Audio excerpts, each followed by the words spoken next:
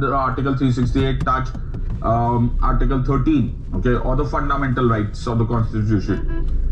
बाद में, it was in the Kesavananda Bharati judgment where Supreme Court said Article 368 can be unlimited except that the basic structure cannot be touched.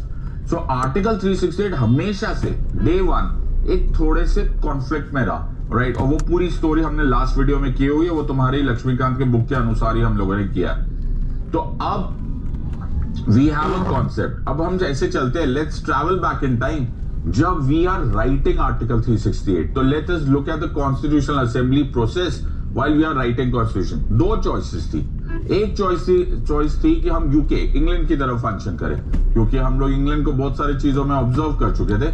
So England की तरह अगर मैं constitutional amendment करता ना, तो the constitution in England is supposed to be very very flexible.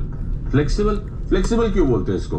Flexible इसलिए बोलते हैं क्योंकि वहां पर कॉन्स्टिट्यूशनल अमेंडमेंट के लिए कुछ स्पेशल प्रोसेस करना ही नहीं पड़ता। Just like a simple ordinary bill आप जैसे पास करते हो वैसे ही आप कॉन्स्टिट्यूशनल अमेंडमेंट कर देते हो।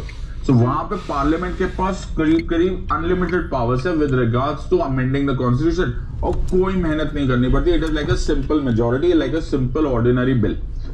इन कॉन्ट्रास्ट इफ यू गो